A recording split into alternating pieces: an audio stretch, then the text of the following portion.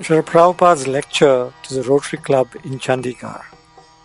Srila Prabhupada starts his address by stating that he is glad that the people are eager to hear Krishna says.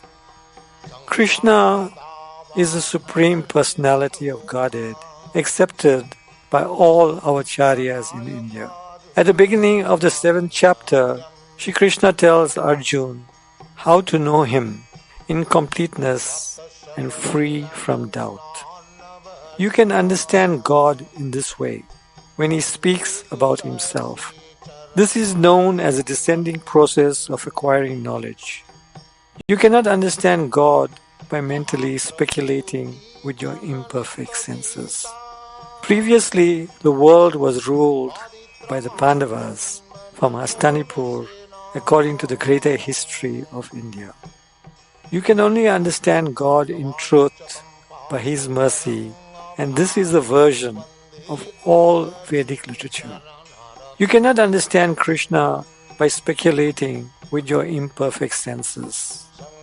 We accept the descending process of knowledge as explained in Bhagavad Gita, and this is how Arjuna also accepted Bhagavad Gita. The Lord said in the Bhagavad Gita, Chapter 4, Text 1 and 2, I instructed the imperishable science to the sun god, Vivasvan. And Vivasvan in turn instructed it to Manu, the father of mankind. And Manu in turn instructed it to Ikshvaku. This supreme science was thus received through the chain of disciplic succession, and the saintly kings understood it in that way. But in course of time, the succession was broken, and therefore the science, as it is, appears to be lost. If a person has ample resources and he does not utilize them properly, Krishna calls such a person a miser. Today, many so-called saintly persons and scholars have misinterpreted the words of Krishna in the Bhagavad Gita, and they do not allow Krishna to speak for himself, but instead they use Bhagavad Gita for their own purposes.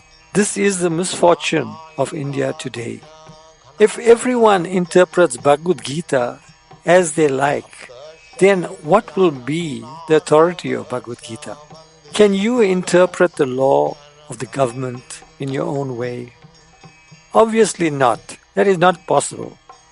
The Bhagavad Gita has answers to any questions you may raise from political, social, philosophical, cultural, and economical. Some translators have interpreted Kurukshetra as a body and the 5 Pandavas to be the 5 senses. Bhagavad Gita clearly states that Kurukshetra is a place of pilgrimage, and up till today, people go to Kurukshetra to perform ritualistic ceremonies. Interpretation is only required when the meaning is not clear. Due to this sort of misinterpretation, we have lost our Vedic culture. Everyone has the freedom to speak his philosophy. But why use the Bhagavad Gita to present your philosophy?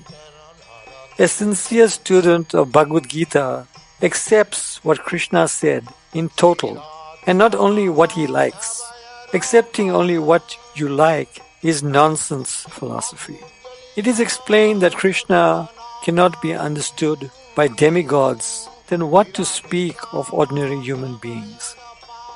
One who derides Krishna as the Supreme Personality of Godhead is referred to as a muda or an ass. If you want to properly understand the Bhagavad Gita as it is, then you have to accept it the way Arjuna accepted. Otherwise, there is no possibility of understanding Bhagavad Gita. Bhagavad Gita is the most authorized scriptures in Vedic literature. It is called apaurusheya, without defects. It is the summary study of the Vedanta-sutra. Vedanta-sutra is the cream of the Vedas, and Krishna says in the Bhagavad Gita, chapter 15, text 15, by all the Vedas I am to be known. Indeed, I am the compiler of the Vedanta, and I am the knower of the Vedas. In Kali Yuga, we don't live very long, as in the previous ages. Therefore, the Bhagavad-gītā is essential for us. One can only understand Bhagavad-gītā if one is submissive. But if you think you are a great scholar or philosopher and know more than Krishna, then there is no possibility of you understanding this great literature. In the beginning, Krishna spoke to Arjuna as a friend, and Krishna heard Arjuna's opinion on why he should not fight. Krishna immediately informed Arjuna that though you are speaking like a learned man, but you are only speaking from the bodily concept without any spiritual calculation. Therefore, you are not very learned. The active principle within the body is the spirit soul. A learned person does not lament for the living or the dead. Krishna says that the beginning of knowledge is to understand that you are the soul and the body is your vehicle. The soul transmigrates from one body to another. Krishna explains to Arjuna that the soul is not annihilated when the body is annihilated. The soul never takes birth or dies. Chanakya Pandit, a famous moralist, said that people are busy calculating gain or loss in terms of money. But if we lose only one moment of time, we will not get it back with all the money in the world. So if you are spending moments of your time uselessly, then how much loss you are suffering. We have achieved this human form of life, which is very rare, so we should not waste it for animal pleasures of eating, sleeping, mating and defending. We should understand who we are. Then we'll understand who is God. Srila Bhaktisiddhanta Saraswati used to say, don't try and see Krishna, but act in such a way that Krishna will come to see you. Thank you very much. Hare Krishna.